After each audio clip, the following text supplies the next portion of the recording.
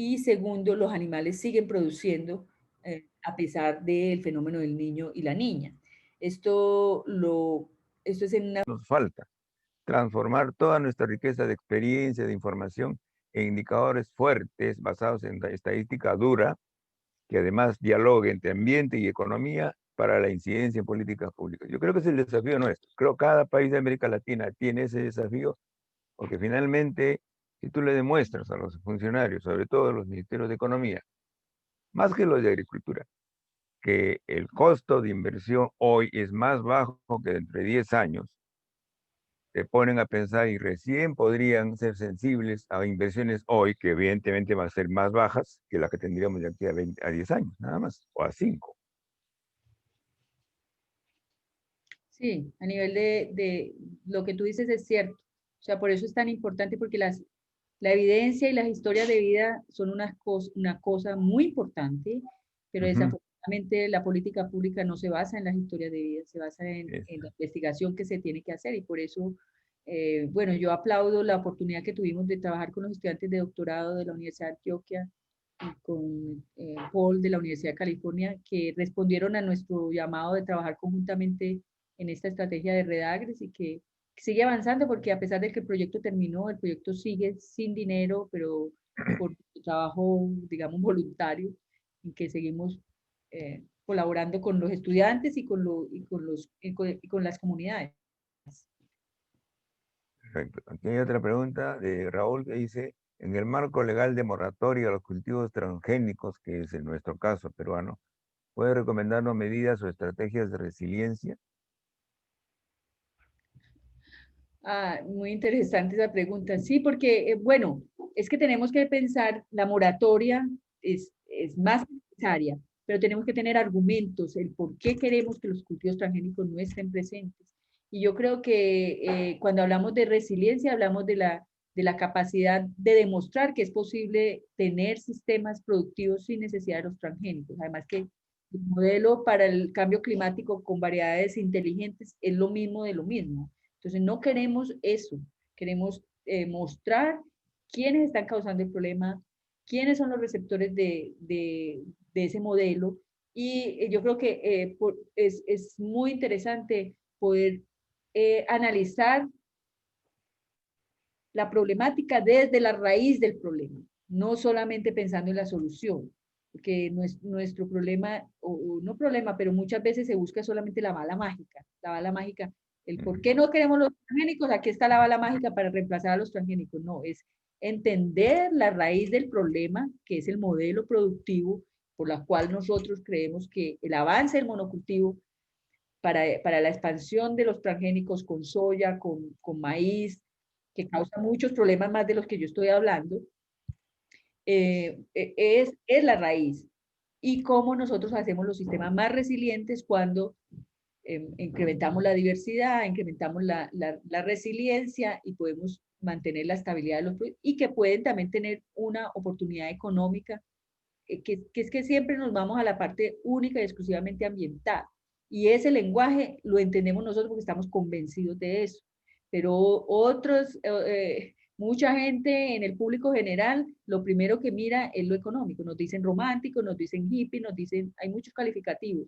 Cuando nosotros mostramos económicamente que estos sistemas son mucho más viables a corto, mediano y largo plazo, tal vez puede ser una estrategia para poder luchar en frente de este marco legal de la moratoria. Acá hay dos preguntas que quisiera juntarlas de Ramón y de Alejandra. Dice, entre los indicadores de resiliencia pueden considerarse los niveles de gobernanza territorial y si se considerarían indicadores a nivel de cuencas. Excelentes. Mire, yo les mostré los indicadores más a nivel de finca, porque trabajamos directamente con los vecinos. Algunos indicadores de paisaje, de matriz paisajística, porque creemos que la matriz paisajística en la que se encuentran las comunidades campesinas afecta los ciclos locales del agua. Eso es una cosa. Pero cuando ya nos vamos a indicadores de tipo sociales, de empoderamiento, de gobernanza, para poder determinar que un territorio pueda declarar territorios agroecológicos, santuarios de biodiversidad, resilientes, empoderados.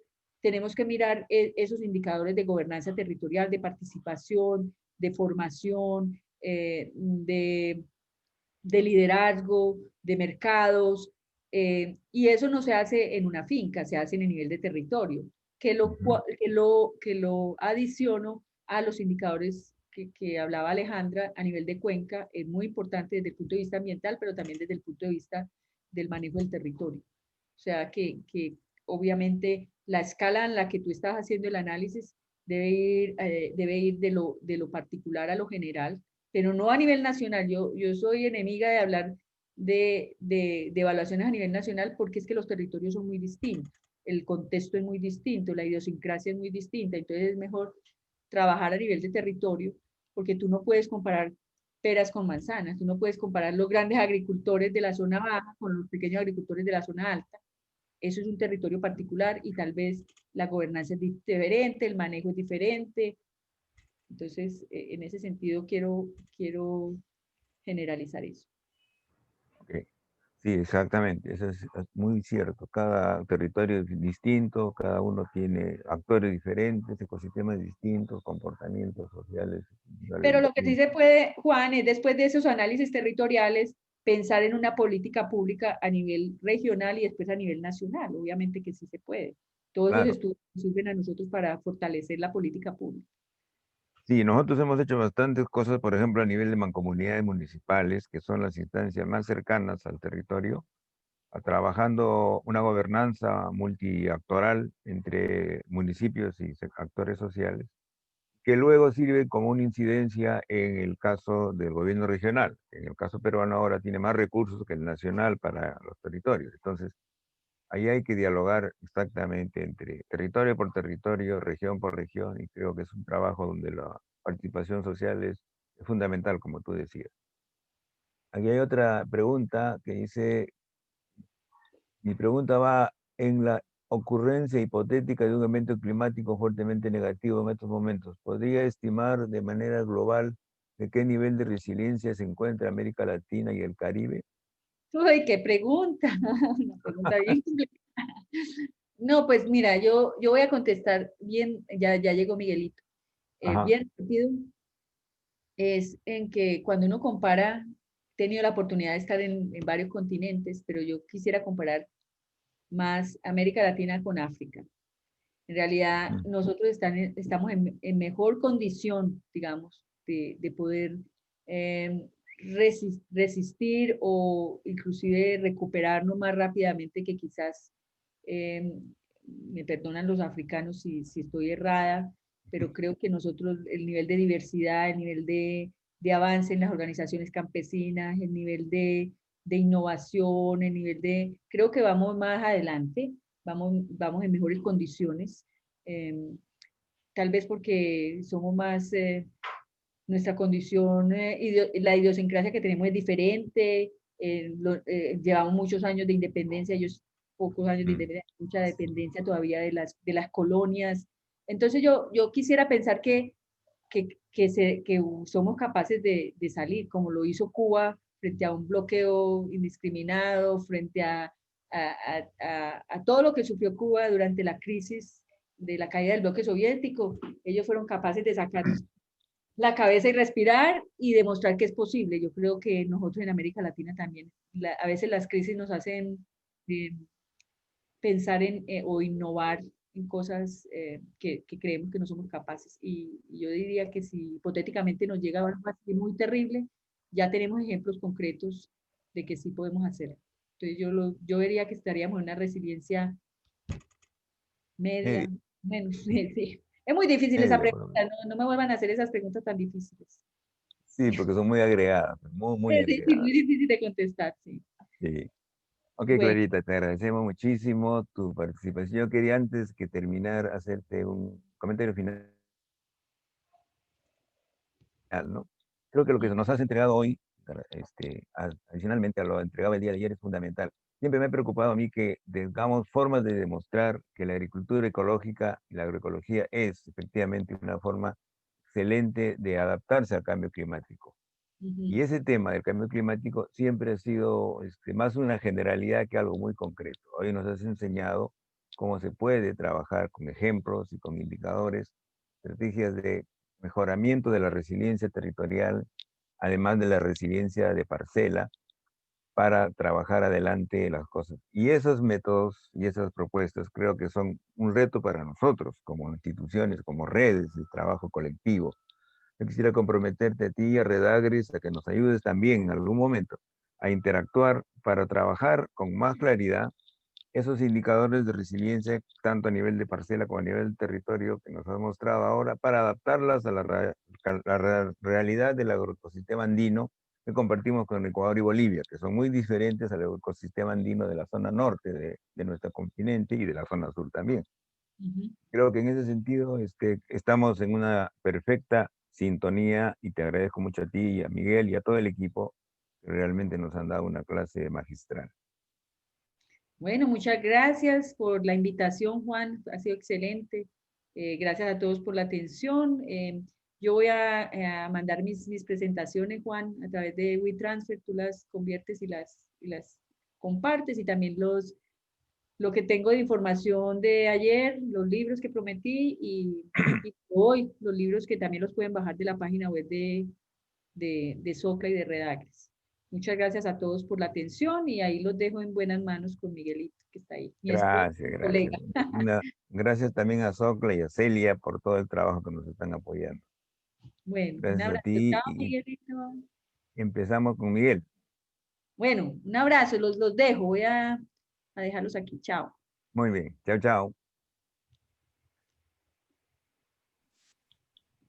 Y le damos la bienvenida a Miguel Altieri, nuestro amigo Miguel. La posta en mejores manos para que arranque su presentación. Gracias, Miguel, por estar presente a esta hora. Sabemos que allá son las 9 de la mañana, ¿no? 8 de la mañana. 8 de la mañana, wow, ya. Un Muy poquito bien. más tarde, un poquito más tarde que ayer, que fueron las 6 de la mañana. No, ayer fue un abuso de confianza, pero bueno. Bueno, muchas gracias, Juan. Adelante. A todos los compañeros del Consorcio Agroecológico de Perú. Espero que estén en un proceso ahí de ver cómo van a manejar el proceso del país, ¿no? Así como en este país, en Estados Unidos también estamos en medio de un intento de golpe de Estado también por parte del presidente Trump, que no quiere reconocer los resultados. Pero bueno, sin embargo, a pesar de todos los vaivenes políticos, la agroecología sigue avanzando y se sigue consolidando como el camino único a seguir, ¿no? Entonces voy a compartir la pantalla porque hoy día me toca hablar sobre un tema que tiene que ver con la conversión, con la transición de los sistemas agrícolas, tanto a nivel de parcela como paisaje, hacia un manejo agroecológico. Y bueno, ayer hablábamos de que la agroecología es una ciencia, y perdonen que reitere esto, que se nutre de las contribuciones de la investigación científica de las universidades, institutos de investigación, tanto por el lado ecológico, agronómico, social, político, económico, y también del conocimiento tradicional de los agricultores, de sus estrategias de manejo del ecosistema. Y de ahí, de este diálogo de saberes que intentamos que ocurra, surgen unos principios, y esos principios son universales, pero toman formas tecnológicas específicas de acuerdo a las condiciones, ¿cierto?, sociales, ambientales, culturales de cada región. Y para que estas tecnologías sean apropiadas para los agricultores y agricultoras, se necesita un proceso de investigación participativa en el campo, de manera que los campesinos y campesinas son parte fundamental del proceso de investigación y no solamente recipientes de una transferencia tecnológica. Entonces, recordábamos que hay 6 principios fundamentales. Estos principios han sido modificados, aumentados por otras publicaciones. La FAO tiene 10 principios, porque incluye también los principios sociales que nos estamos tocando en este curso, ¿no? Que tiene que ver con la organización social, con las redes, ¿cierto?, de transferencia horizontal de conocimiento a través de pedagogías campesino a campesino, etc., ¿no? Entonces estos 6 principios que ya los vimos ayer son los que surgen y que nos van guiando en cómo tenemos que guiar la transición y cómo tenemos que incorporarlos para ir diseñando sistemas que van a pasar de un sistema convencional a un sistema más agroecológico. Y como decíamos, entonces estos principios toman forma de prácticas y estas prácticas desatan los procesos fundamentales que son los que nos llevan a que el sistema empiece a autosubsidiar su funcionamiento, o sea, la regulación biológica de plagas, el reciclaje de nutrientes, la acumulación de materia orgánica, la conservación del agua, la activación biológica del suelo. Todos esos procesos son fundamentales para que los sistemas agrícolas puedan empezar a funcionar desde un punto de vista ecológico y no tanto dependiendo de insumos externos. Y para ver si estas prácticas desatan los procesos fundamentales, hablamos ayer de los indicadores de la transición, o los indicadores, si acaso los principios agroecológicos se están aplicando o no bien al sistema. Y esta publicación va a salir muy pronto como un manual de Celia, que se los haremos llegar a través del consorcio. Entonces, bueno, hablábamos de que el 80% de la agricultura, ¿cierto?, que existe en el mundo, el 80% del área arable está bajo monocultivos muy simplificados, muy vulnerables, que tienen una huella ecológica muy grande y que es necesario convertirlos, así como la agricultura campesina también hay que optimizarla, restaurarla, revigorizarla, esta agricultura, ¿cierto?, de extensiva, que en Perú se manifiesta en muchas partes, en las zonas costa-costa, etcétera, con grandes monocultivos de aguacates o de espárragos o de otros cultivos, también tienen que sufrir una transformación para poder ser más amigables con el ambiente. Ahora, lo óptimo sería que se hiciera quizás una reforma agraria, se repartieran esas tierras, pero eso es algo que quizás no se va a lograr, entonces, ¿por qué no también incluir dentro de la conversión estos sistemas agrícolas de gran escala? También se puede manejar como cooperativas, por ejemplo, el MST, el Movimiento Sin Tierra, tiene asentamientos de más de 1000 hectáreas, esos son latifundios desde un punto de vista del área, pero se manejan por forma cooperativa. Entonces, no podemos condenar la larga escala a que no sufra un proceso de transición ecológica, si también está manejada, por ejemplo, por grupos cooperativos que tienen interés en moverse hacia una transición, así como también conozco muchos agricultores privados que sí están muy conscientes de que es necesario hacer una transición, en la misma manera que le van dando buenas condiciones de salario y de vivienda y otras condiciones a sus trabajadores. Entonces la transición agroecológica es un proceso de cambio en las prácticas agrícolas y en la reeducación biológica de un sistema agropecuario tendiente a la recuperación de los principios agroecológicos para que logremos ¿qué? Resultados equilibrados en torno a la producción, que los sistemas sean independientes de insumos externos y que estamos de alguna manera restaurando los procesos ecológicos y sociales que permitan acercarse a la sustentabilidad, con especial atención a la identidad cultural de la comunidad o del territorio. Entonces estamos hablando de un desarrollo territorial con identidad cultural. Entonces se ha hablado mucho de que hay como 4 etapas en la transición agroecológica. Una tiene que ver con el aumento de la eficiencia y la efectividad de las prácticas convencionales, es decir, por ejemplo, el manejo integrado de plagas, que básicamente racionaliza el uso de los pesticidas. Sustituir las prácticas de insumos convencionales con prácticas alternativas orgánicas, entonces aquí caería la mayoría de la agricultura orgánica del mundo. Y después ya la tercera etapa es el rediseño predial, utilizando los principios agroecológicos para que funcione en base esta agricultura, funcione más en base a un conjunto de procesos y relaciones ecológicas más que dependiente de insumos externos, ya sean orgánicos o convencionales. Y también la última etapa es que estos sistemas, por supuesto, están destinados a alimentar a la gente, a promover la soberanía alimentaria a nivel local, regional. Por lo tanto, es muy importante restablecer una conexión más directa entre los productores y los consumidores. Entonces, aquí lo que estamos hablando son ya de mercados alternativos, de cadenas cortas, etcétera, etcétera, que no van a ser en este momento en mi conferencia un énfasis, ¿no? Entonces, cuando pasamos, ¿cierto? No necesariamente hay que pasar por estas 3 etapas tecnológicas, pero que se puede de una empezar a incrementar la biodiversidad y aplicar los principios agroecológicos. O sea, un agricultor puede pasar de convencional a agroecológico sin necesariamente tener que pasar por el MIP y por la sustitución de insumos, ¿cierto? Pero en general lo miramos así de forma pedagógica y hay muchos agricultores que sí lo hacen así, ¿no? Van tomando confianza a poco, primero adoptan el manejo integrado de plagas, ¿cierto? Y después pasan allá a un manejo más orgánico, donde sustituyen los productos químicos por orgánicos, botánicos, microbiológicos, etc. Y después entra ya el rediseño predial, en donde el manejo se basa más que nada en los principios agroecológicos y que es en prácticas que desatan procesos fundamentales. Entonces, el nivel 1 sería, por ejemplo, el MIP, el manejo integrado de plagas, que no es otra cosa que un manejo inteligente de pesticidas, porque lo que se hace aquí es como medir el nivel de la población, establecer lo que se llama un umbral económico, ¿cierto? Y si la densidad de la plaga pasa ese umbral, entonces se utilizan los productos químicos en forma mucho más racional. Por eso le llamamos, en vez de manejo integrado de plagas, manejo inteligente de pesticidas. Pero es un paso adelante, ¿no?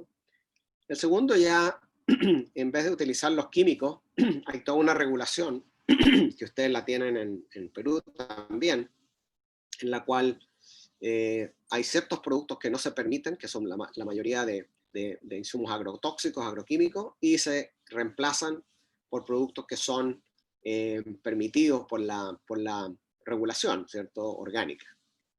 Y el último ya es un sistema de rediseño, en que aquí ya el sistema empieza a funcionar en base a unos procesos ecológicos que se establecen al nosotros diseñar los sistemas biodiversos basados en los principios agroecológicos. Entonces, en la primera etapa, lo que les decía el MIP, ¿cierto? Es que ustedes establecen un nivel de daño económico, un umbral. Si esta plaga, la densidad de la plaga pasa este umbral, entonces se toman medidas, generalmente medidas de aplicación de químicos, pero que no se hacen en forma calendaria, sino que se hacen de acuerdo a un monitoreo de las poblaciones. Y siempre hay que aplicar químicos porque son monocultivos y por lo tanto no existen las condiciones para regular biológicamente esas plagas, entonces generalmente se recurre a pesticidas. La segunda etapa ya es la sustitución de insumos, en que yo me atrevería a decir que de las más de 40 millones de hectáreas certificadas orgánicas en el mundo, yo diría que un 80% de los agricultores orgánicos siguen este camino, que le llamamos la sustitución de los insumos, y que por lo tanto no están aplicando todos los principios agroecológicos. Entonces aquí tenemos un agricultor, por ejemplo, en California, que ordena por internet, ¿cierto? Su fertilizante orgánico, en este caso compost, donde se aplica, qué sé yo, a 10 toneladas, 20 toneladas por hectárea. Después de eso, el agricultor no fabrica el compost, sino que lo trae de una empresa. Después siembran, aquí en este caso, por ejemplo, frutillas, fresas, en un monocultivo. Si ustedes van caminando por aquí, no van a darse cuenta si este es un sistema convencional o orgánico, porque es un monocultivo. Desde el punto de vista estructural son iguales. Y la única diferencia es que los manejos son diferentes. Y si nos detenemos ya a mirar este sistema, vamos a ver que tiene mayor cantidad de materia orgánica, tiene quizás mucho más vida de insectos benéficos, pero aún se mantiene como un monocultivo. Por lo tanto, el sistema tiene que manejarse con la sustitución de insumos. En este caso, estos son trabajadores rurales mexicanos, la mayoría campesinos indígenas que migraron a Estados Unidos después que el Tratado de Libre Comercio en Estados Unidos con México se estableció, porque fueron desplazados de sus tierras. Y aquí están aplicando o están liberando un ácaro, que es un predador de ácaros que atacan a las frutillas. Entonces están haciendo un control biológico aumentativo, ¿cierto? Liberando, pero semanalmente tienen que hacerlo porque como no están las condiciones que describía Clara de los hábitats con flores, etcétera, que mantienen esas poblaciones, entonces cada vez que liberen estos insectos, una vez que se comen la plaga, no tienen recursos alternativos, no se quedan en el campo, entonces ya la otra semana hay que volver y a liberar nuevamente. Entonces esto es lo que llamamos la sustitución de insumos. Estos son viñedos en Chile de orgánicos, de Conchitoro, por ejemplo, una gran empresa que hay allá. Bueno, monocultivo, se le aplican aproximadamente 12 aplicaciones de diferentes productos. Muchas veces los productos que se aplican son contradictorios, por ejemplo, el azufre, que se utiliza para controlar enfermedades como el mildiu,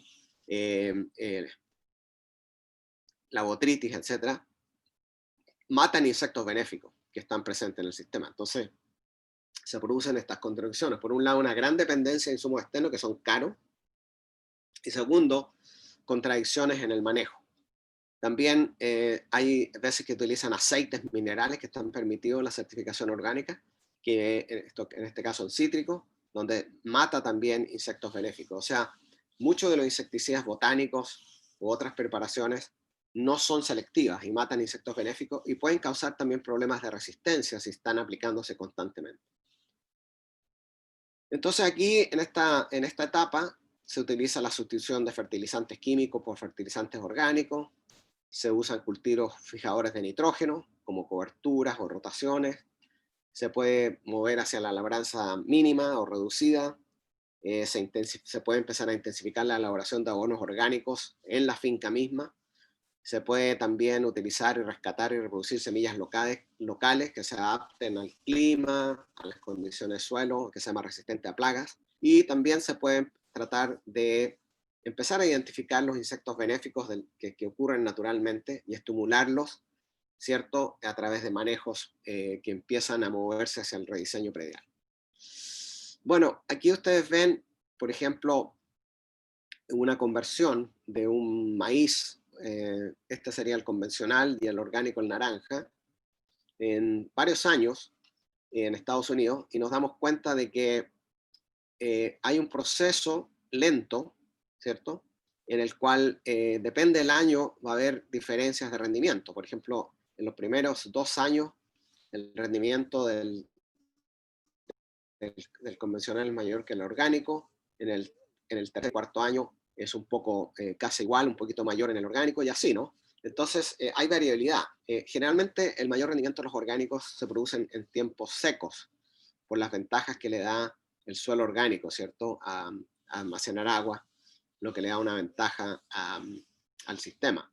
Entonces, a lo que voy aquí es que depende el año que, por ejemplo, hagamos la investigación. Generalmente las tesis de estudiantes duran 1 o 2 años máximo. Entonces, si yo hago mi investigación los primeros 2 años, concluyo que el convencional es más productivo que el orgánico. Pero si la hago en el año cuarto, bueno, voy a concluir lo contrario. Entonces aquí ven un ejemplo en manzanos, donde se están comparando 3 sistemas, el orgánico, el convencional y el integrado, que sería un poco de químicos con orgánicos combinados.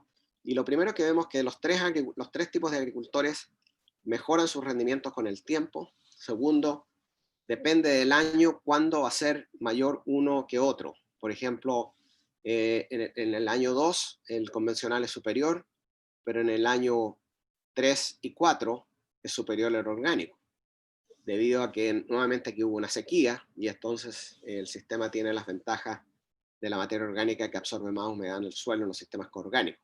Pero lo más importante es que cuando nosotros hacemos un análisis acumulativo de los rendimientos a través del tiempo, vemos que no hay diferencia significativa. Entonces, esto nos demuestra que este proceso toma años para empezar a manifestarse y no podemos concluir entonces con una investigación de 1 año las ventajas de un sistema sobre el otro, sino que hay que esperar todo ese tiempo, de 3 a 5 años, para que se empiecen a manifestar los procesos ecológicos y empezar a ver las ventajas de los sistemas manejados orgánicamente versus los convencionales. Entonces podríamos decir que la sustitución de insumos y la agroecología tienen diferencias, en que la sustitución de insumos sigue un poco el paradigma de los sistemas convencionales. Son monocultivos, lo que se mira son los síntomas, se enfatizan los factores limitantes, se utilizan insumos externos, ¿cierto? Mientras que en la agroecología lo que tratamos de entender son las causas raíces de los problemas, por qué hay plagas, por qué hay deficiencias de nutrientes.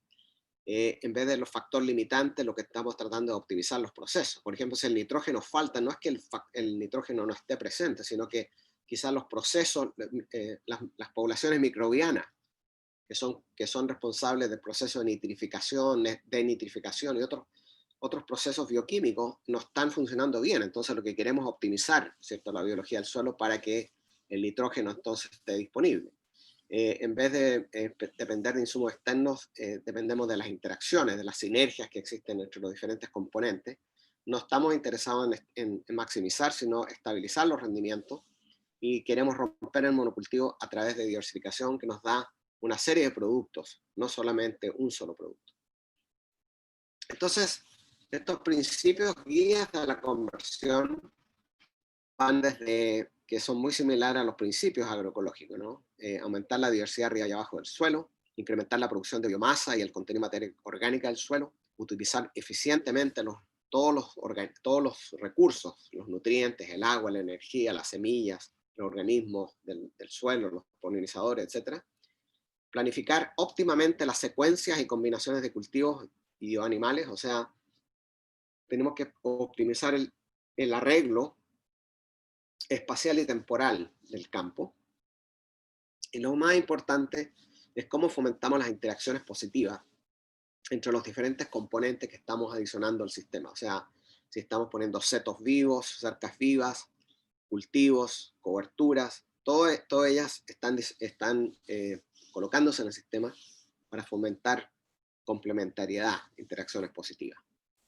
Entonces, cuando nosotros hablamos de la transición, trabajamos con dos pilares fundamentales. Uno, todo lo que tiene que ver con incrementar el manejo orgánico del suelo, la acumulación de materia orgánica, el incremento del reciclaje de nutrientes, la activación biológica. Esto es fundamental.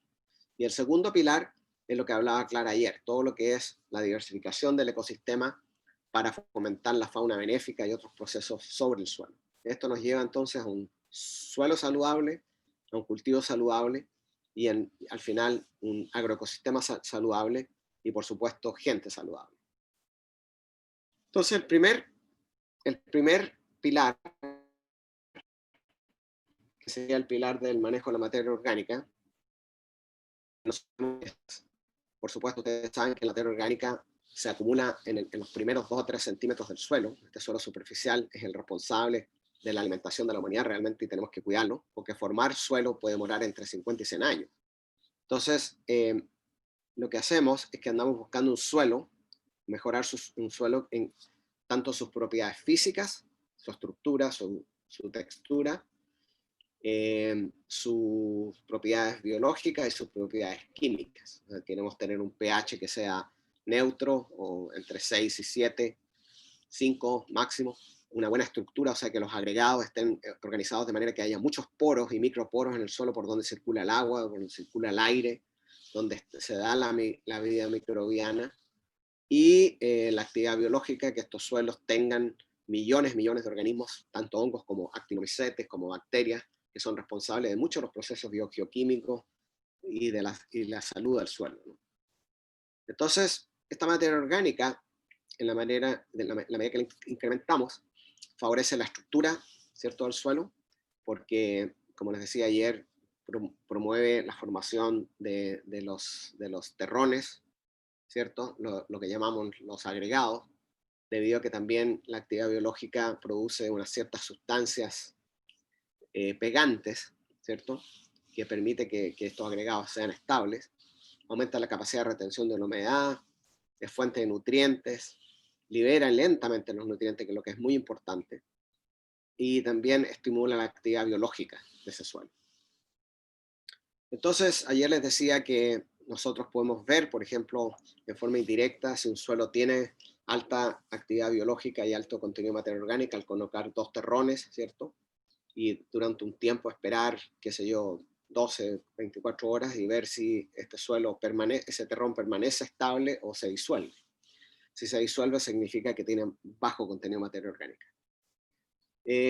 También está la prueba de la estabilidad de los agregados, que las pueden colocar en un sedazo durante 10 minutos, se coloca sobre un vaso de agua, y nuevamente, ¿no?, si el suelo se diluye muy rápidamente, quiere decir entonces que es un suelo que tiene una estructura muy pobre, que tiene agregados muy no estables, y por lo tanto es muy propenso a la erosión, mientras que este suelo, aquí esta muestra de suelo, ustedes ven que tiene agregados más estables.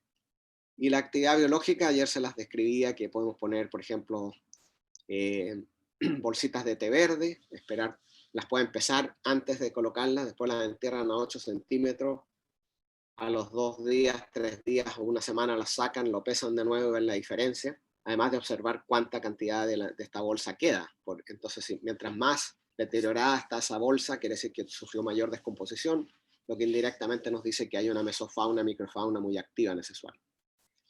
Entonces, lo que pasa es que en la medida que nosotros incrementamos la materia orgánica en el suelo, incrementamos la capacidad de retención de humedad. De hecho, por cada porcentaje, por cada 1% de materia orgánica que incrementamos en el suelo, nosotros aumentamos la capacidad de absorción de 12 litros por metro cuadrado. ¿Okay? Entonces, cada porcentaje, si yo paso de 1 a 2%, entonces eso me quiere decir que yo estoy almacenando 12 litros de agua por metro cuadrado.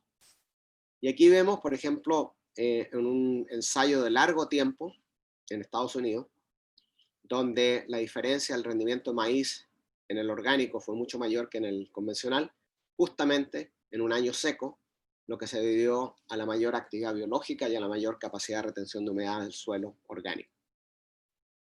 Entonces, la materia orgánica se puede incrementar de muchas maneras, aplicando compost, poniendo cultivos de cobertura, colocando mulch, que mucha gente lo hace, para conservar humedad, para controlar malezas. Estos mulch tienen que estar por lo menos 10 centímetros de grosor para que sean efectivos para el control de maleza. Y sin embargo hay que ponerle, si estamos incorporando estos residuos o los estamos dejando sobre el suelo, hay que ponerle mucha atención a lo que se llama la relación carbono-nitrógeno. ¿Qué significa eso? Por ejemplo, la alfalfa o los tréboles, todas las leguminosas tienen más o menos una relación carbono entre 13 a 20. Pero, por ejemplo, la paja de trigo o de avena o cebada tiene una capacidad de 80. Ahora, 80 carbonos por 1 de nitrógeno. ¿Qué significa eso? Por ejemplo, si este es mi tiempo y yo siembro mi cultivo acá, ¿cierto? Y yo incorporo alfalfa, supongamos que yo tenía alfalfa como cultivo previo, y yo siembro mi cultivo, este es el nitrógeno disponible para la planta, ¿ya? Pero si yo siembro avena y la incorporo y después le pongo otro cultivo que siga la avena, ustedes se dan cuenta de que el nitrógeno del suelo baja porque los organismos, como tienen una relación carbono-nitrógeno tan alta, entonces los microorganismos están utilizando el nitrógeno para ellos y no lo liberan hasta este punto. Entonces, si yo siembro un cultivo acá, digamos maíz, lechuga, tomate, lo que sea, va a sufrir lo que se llama el hambre de nitrógeno, porque no va a haber nitrógeno disponible. Sin embargo, aquí sí hay nitrógeno disponible inmediatamente porque la relación de carbono-nitrógeno es de menor de 3. Entonces, cuando estamos trabajando con coberturas, con residuos, con desechos, etc., es muy importante que trabajemos que le pongamos atención a la relación carbono-nitrógeno y trabajemos con materiales que tengan una relación carbono-nitrógeno de menor de 20 a 25. Pero además, en la medida que nosotros incorporamos materia orgánica, se empieza a asociar o a incrementar una biodiversidad muy importante de organismos que van desde microorganismos, bacterias, hongos, actinomycetes, después la mesofauna, los ácaros, los colémbolos, y después una serie de otros insectos mayores, lombrices, bueno, lombrices no son insectos, pero invertebrados, ¿no? Hormigas, etc. Y la actividad biológica empieza a subir en la medida que nosotros vamos haciendo la conversión agroecológica. Empieza a subir, porque se empieza a activar, ¿cierto?, las condiciones, el contenido de materia orgánica, la estructura del suelo, la porosidad mejora, entonces eso y la falta de agrotóxicos también estimula la microbiología del suelo. Y entonces se empiezan a organizar unas cadenas tróficas, ¿cierto?, así como las cadenas tróficas de insectos que le explicaba Clara. La materia orgánica es como la fuente fundamental de energía y alimento para que se organicen estas cadenas tróficas, el de hongos, bacterias, actinomycetes, nematos, y se van a encontrar de que puede que haya la presencia de nematodos, por ejemplo, que atacan a los cultivos, pero también hay hongos que atacan a esos nematodos. Entonces, es muy importante, si ustedes tienen un suelo orgánico y hacen un muestreo y encuentran que hay una bacteria patógena, no alarmarse, porque si existen los antagonistas, entonces es muy posible que esa bacteria no se exprese y no sea patógena para el cultivo. Entonces, lo mismo que con los insectos, cuando hay insectos benéficos presentes en el sistema, como explicaba Clara, siempre hay un poco de plaga porque se tienen que alimentar de algo, ¿no? Es su comida, pero las mantienen reguladas a un nivel que no causan mayor daño económico. Otro grupo de organismos muy importantes son las micorrizas, que son hongos que colonizan raíces de muchos cultivos. Y aquí ustedes ven tomates que tienen la misma edad, pero estos no fueron micorrizados y estos sí fueron micorrizados.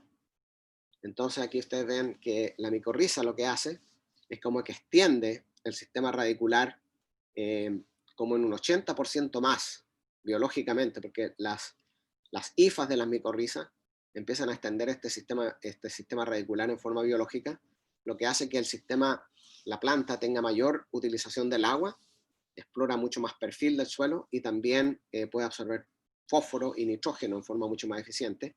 Y como esto cubre, este micelio cubre la raíz, entonces también actúa contra enfermedades. Entonces aquí ustedes ven, por ejemplo, en varios cultivos, varias enfermedades que han sido reducidas por el efecto de las micorrizas.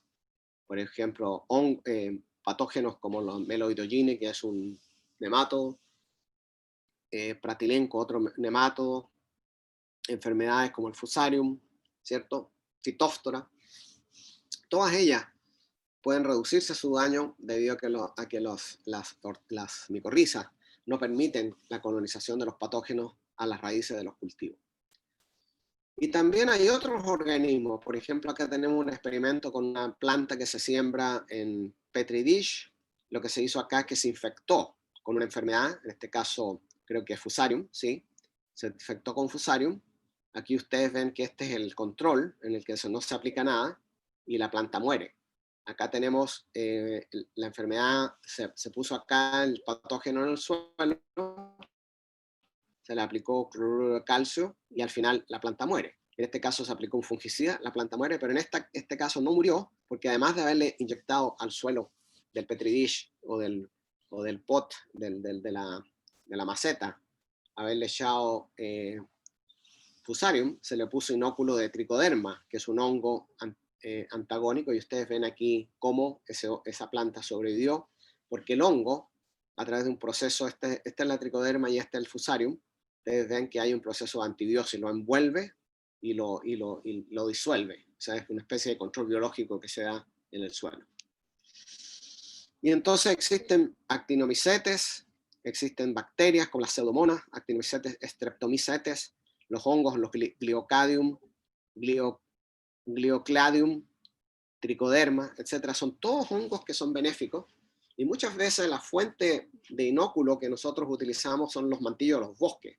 Si ustedes tienen fincas que están cerca de bosques naturales, uno puede sacar un poco del mantillo del bosque, la capa de suelo, la capa del mantillo que está en contacto con el suelo, y con eso inocular los compost o hacer té de compost con ellos, porque es una manera entonces de empezar a reproducir y a inocular, ¿cierto?, los sistemas con estos microorganismos benéficos.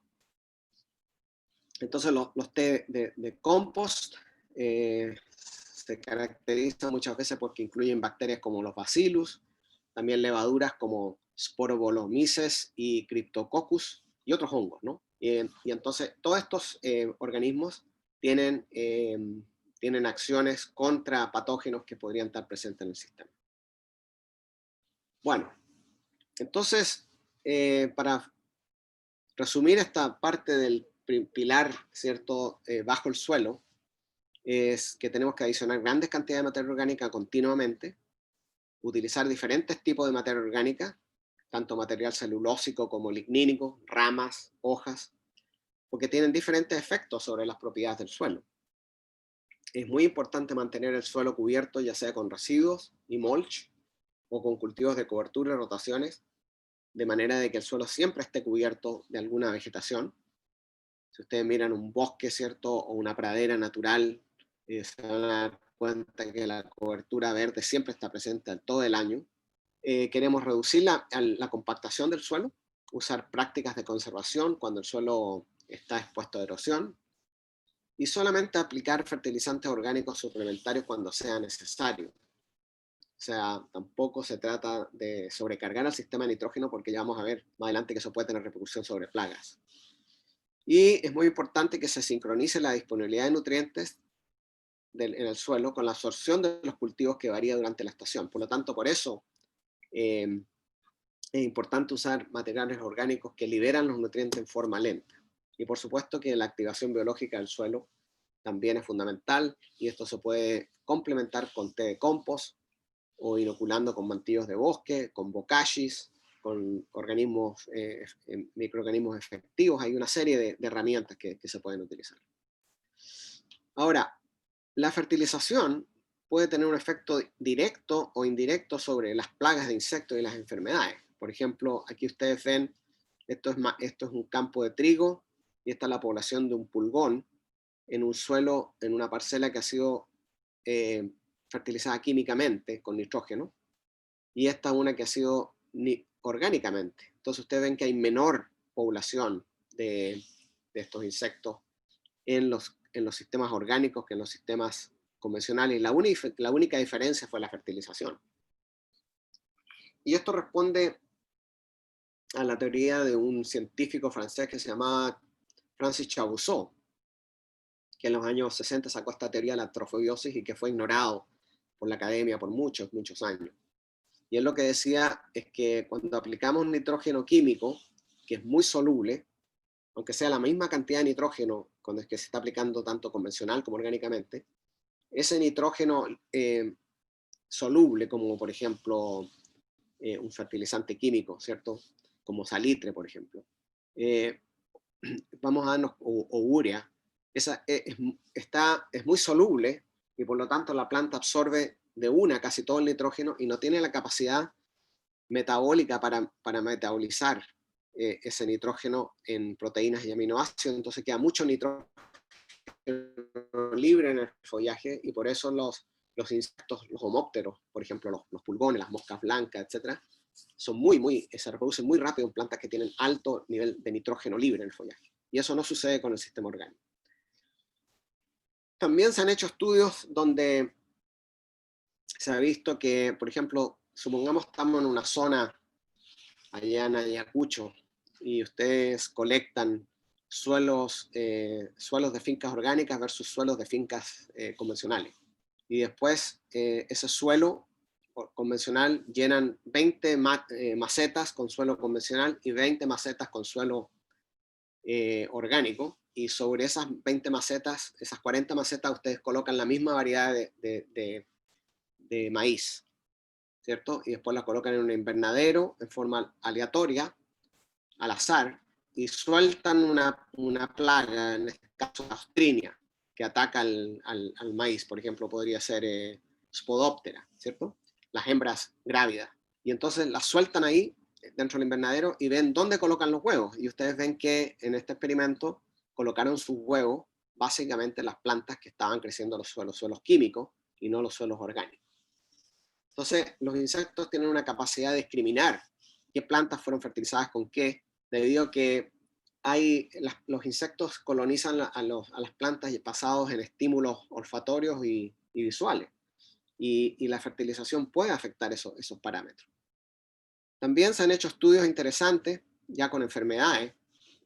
Por ejemplo, en invernadero se produjo tomate convencional fertilizado con fertilizante nitrogenado, urea, y un tomate que no se fertilizó, sino que se le colocó vicia, que es una leguminosa, como una cobertura.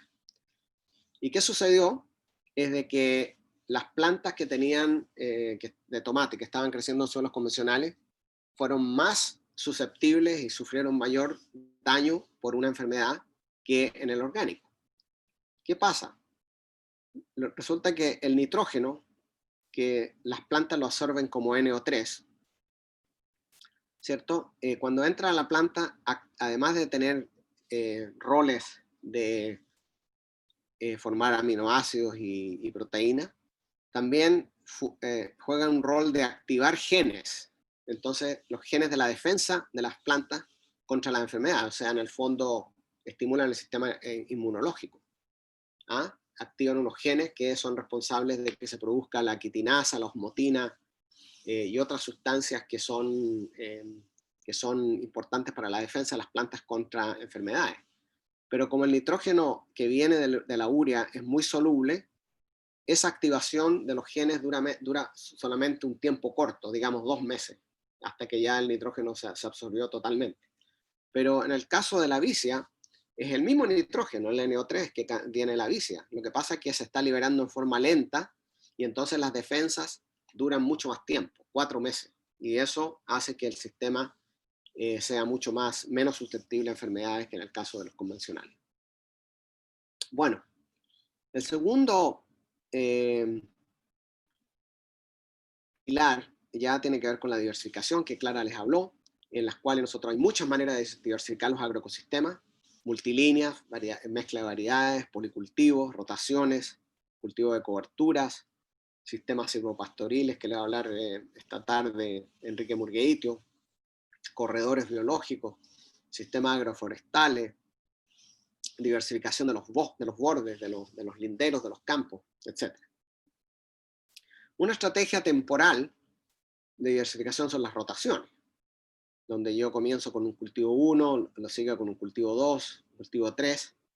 Esto es una práctica que es muy importante, que la pueden utilizar todos los agricultores, no necesariamente los orgánicos y los agroecológicos. Y los principios básicos son que hay que evitar plantar cultivos de la misma familia en el mismo campo, hay que alternar cultivos de cobertura con cultivos comerciales, alternar cultivos de raíces profundas con cultivos de raíces superficiales, sembrar cultivos extractores de nitrógeno con fijadores de nitrógeno y evitar plantar cultivos de raíz continuamente, o sea, papa después de papa después de papa. Eso no solamente agota nutrientes, sino que conlleva a que se incrementen patógenos en el suelo. Entonces, aquí ustedes ven una rotación de maíz con soya, maíz, y ya empieza, tiene 3 años de alfalfa, que carga el sistema de nutrientes de biomasa, y después 3 años de cultivos extractores. Pero en general, cuando estamos trabajando con hortalizas o con cultivos anuales, lo que hacemos es que tenemos que tener una rotación que vienen las leguminosas, después los cultivos de raíz, como serían, qué sé yo, las papas, el ajo, las cebollas, etc. Después los cultivos de fruta, tomates, ¿cierto? Pepinos. Y después los cultivos de hoja, las lechugas, etc. ¿Cierto?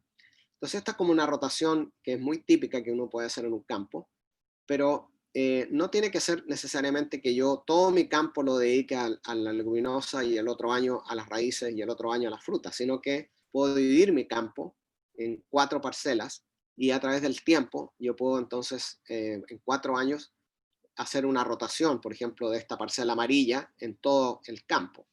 De esa manera voy optimizando, ¿cierto?, el uso en el tiempo del espacio. Estoy diversificando en el tiempo y en el espacio. Estoy rompiendo el ciclo biológico de enfermedades porque no estoy en la misma parcela cultivando cultivos de la misma familia, y estoy también optimizando ese balance que tiene que haber entre cultivos extractores y cultivos fijadores de nitrógeno y productores de biomasa. Y bueno, las leguminosas juegan un papel fundamental porque fijan nitrógeno. Aquí tienen, por ejemplo, la alfalfa, que es una de las que más produce nitrógeno, pero hay otras, la vicia, ¿cierto? Muchas veces es importante hacer siembras de coberturas en vez de una sola especie. Nosotros acá en California utilizamos mucho mezclas de la vicia con la haba, con las arvejas, y un poquito, un 10% de algún tipo de cebada o algo así. Entonces, estas leguminosas, ustedes saben que fijan nitrógeno y juegan los llamados cultivos de coberturas cuando se utilizan dentro de los sistemas más perennes, de los sistemas frutales, por ejemplo. Tenemos adicionan nitrógeno, controlan malezas, suprimen enfermedades, suprimen nematos, controlan la erosión, pueden incrementar la infiltración del suelo, atraen insectos benéficos, adicionan materia orgánica. Algunas incluso pueden producir alimento para ganado, si es que se tiene un poco de animales en la finca. Y esta fijación de nitrógeno es fundamental y está muy conectada cuando ustedes muestrean un suelo y ven que hay bastante nodulación, y sobre todo si abren los nódulos y lo encuentran que están morados, quiere decir que están activos, es un indicador de que el suelo está activamente, biológicamente activo. Entonces aquí tenemos, por ejemplo, en habas en viñedos, es muy típica esta práctica, y en el momento que está florando la haba es el momento importante, ya sea de incorporarla al suelo o de cortarla, de manera de que se empiece a descomponer y a mejorar la estructura del suelo y el contenido de materia orgánica del suelo. Aquí ven, por ejemplo, la infiltración. Esta es la infiltración en un suelo que tuvo una cobertura de un trébol versus una que se le aplicó herbicida. ¿Por qué la infiltración es un indicador importante? Porque nos quiere decir que si el agua filtra rápido, quiere decir que la estructura del suelo es muy buena, hay mucha porosidad. ¿Ya? Entonces es un indicador indirecto de la estructura del suelo y de la calidad del suelo. También las rotaciones pueden jugar otros efectos importantes. Por ejemplo, cuando utilizamos las mostazas, las brásicas, ¿cierto? En cobertura, lo que sucede es que se ha descubierto que las mostazas son muy importantes porque tienen una sustancia química que se llama el glucosinolato, que cuando nosotros le pasamos, la aramos, la cortamos con machete o le pasamos un tractor o lo que sea, libera este glucosinolato, se oxida y se transforma en isociocianato, que actúa como un biofumigante, o sea, elimina todas las enfermedades del suelo nemato. Y se está utilizando mucho hoy en día, ya que el bromuro de metilo está prohibido por una convención, ya que destruye la capa de ozono, y se está estimulando mucho el uso de estas brásicas. También las rotaciones pueden tener papeles importantes en el control de maleza. Esta es una rotación que fue diseñada por pequeños agricultores en el Brasil, en el sur de Brasil, en los estados de Paraná, Santa Catarina, donde básicamente ellos tienen un cóctel de cobertura, en la cual está la vicia, está el centeno, está el rafanistrum, que es un rábano forrajero, y otras especies. Entonces, la siembran en el otoño, después le pasan lo que le llaman una rolofaca, que es una especie, puede ser un tronco pesado también, que básicamente lo que hace es que aplasta a la cobertura, no es que la corte, no es que la incorpore, sino que la deja como un colchón, como un mulch, y sobre esto vienen y siembran con un sistema, puede ser a mano o puede ser con tracción animal, donde siembran con un cuchillo que corta, ahí abre un surco y se siembran los cultivos, en este caso maíz, frijol, y ustedes ven que emergen maíz y frijol libres de malezas. Aquí no hay malezas, aquí están los residuos de la cobertura. Lo que sucede es que esta cobertura, cuando se empieza a descomponer, empieza a liberar unas sustancias aleloquímicas,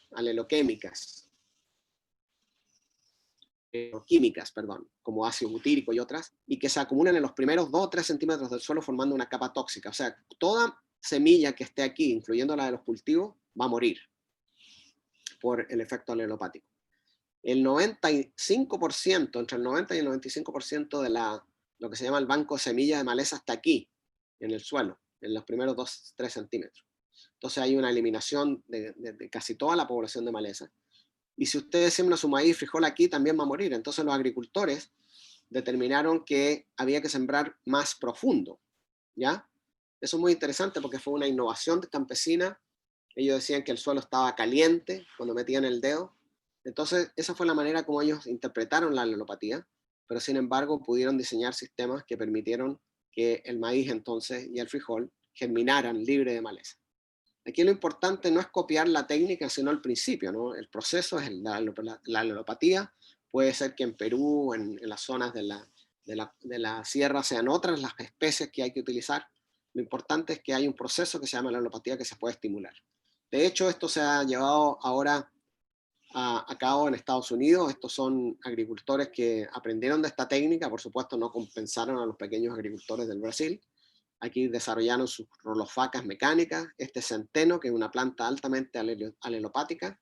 Ahí ustedes ven que la están aplastando y después siembran en monocultivo, ya sea soya, frijol, maní, lo que sea, en una cobertura de centeno, en la cual no hay presencia de malezas. Aquí no se utilizó herbicida, este es un manejo orgánico de malezas.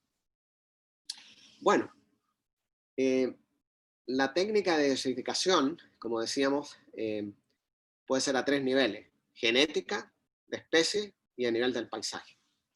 Entonces, muchos agricultores, y sobre todo campesinos andinos, mezclan variedades de papas en sus propias parcelas, en las mismas parcelas. También los productores de Mesoamérica también mezclan sus maíces, sus frijoles. En Chile nos dimos cuenta de que hay agricultores mapuches que el trigo lo trajeron los españoles, pero sin embargo hay variedades ya viejas y los agricultores no siembran una sola variedad, sino varias variedades. Aquí ustedes tienen diferentes variedades de trigo que están mezcladas en este campo, que sería un policultivo genético. ¿Y por qué es importante aquí? Porque lo que pasa es que si viene una enfermedad y cae sobre esta planta que es susceptible, bueno, ahí se reproduce el inóculo, pasa a la otra que es resistente, hasta ahí llegó la infectación, que les explicaba Clara ayer, ¿cierto?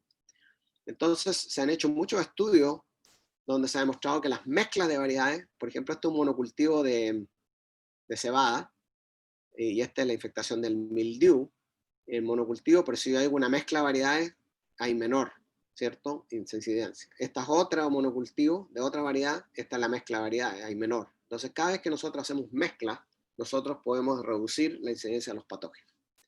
Y de hecho se han hecho experimentos de gran escala, esto sería ya en China, donde se mezclaron variedades altas y bajas de arroz, donde básicamente lo que sucede es que estas barreras de las variedades altas de arroz actúan como una barrera física contra la distribución del inóculo, de las esporas, de los hongos, sobre las otras variedades más bajas.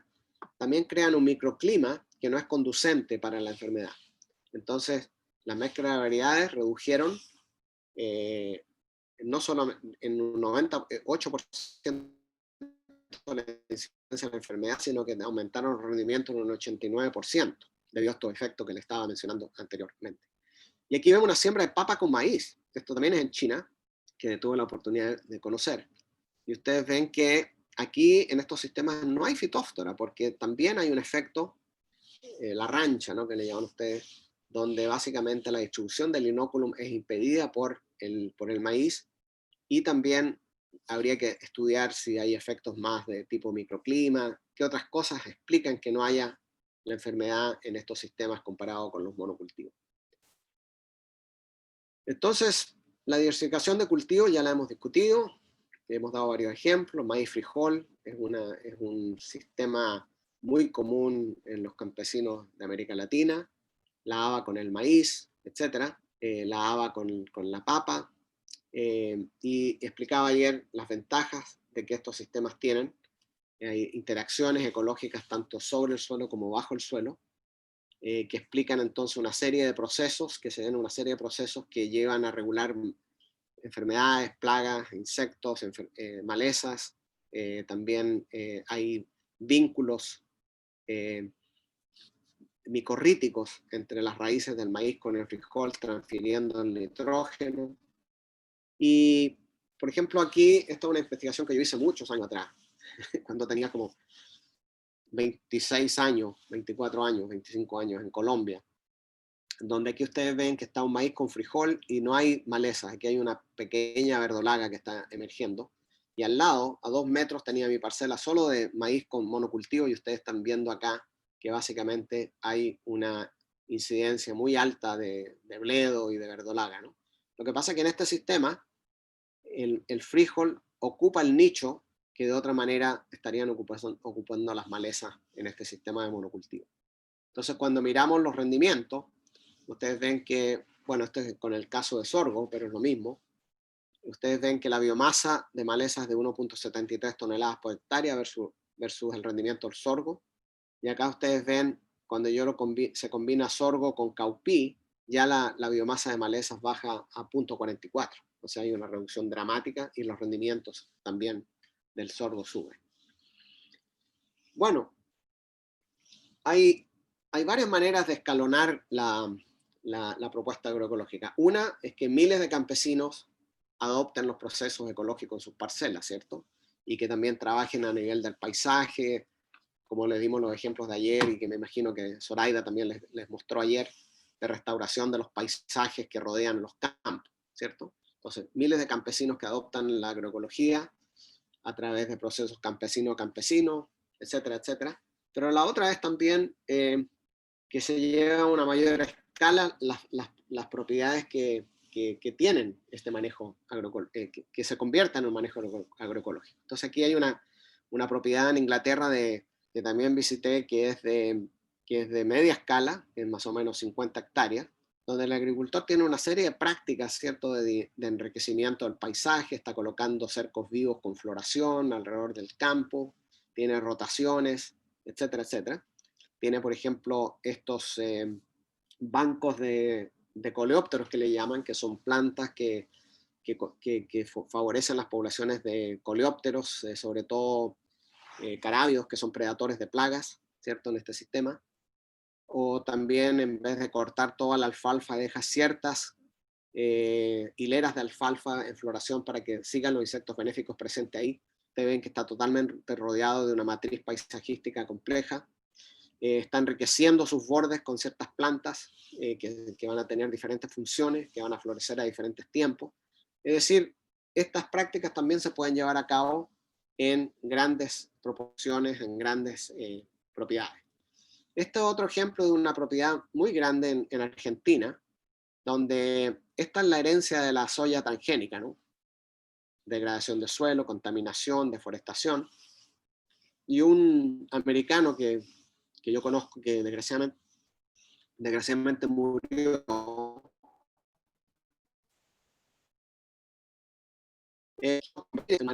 gran escala, estamos hablando de 3.000 hectáreas. Aquí ven, lo primero que se hace es, bueno, crear las curvas de nivel, porque había aquí un pequeño declive, pequeño pendiente, con cultivos de cobertura, para poder, unos 2 o 3 años de cultivos de cobertura, leguminosas, mezcla de leguminosas para enriquecer el suelo. Todo lo que tiene que ver con la restauración lo que tiene que ver con la restauración de los corredores biológicos o de las vegetaciones naturales que existían ahí y enriquecerlas con plantas nativas y algunas otras auxiliares. Entonces, sobre este sistema, aquí están los cultivos de cobertura. En este sistema, después de los cultivos de cobertura, vienen los cultivos anuales. Y aquí, en esta zona, lo que se va a establecer es una pradera permanente con árboles frutales, donde van a circular con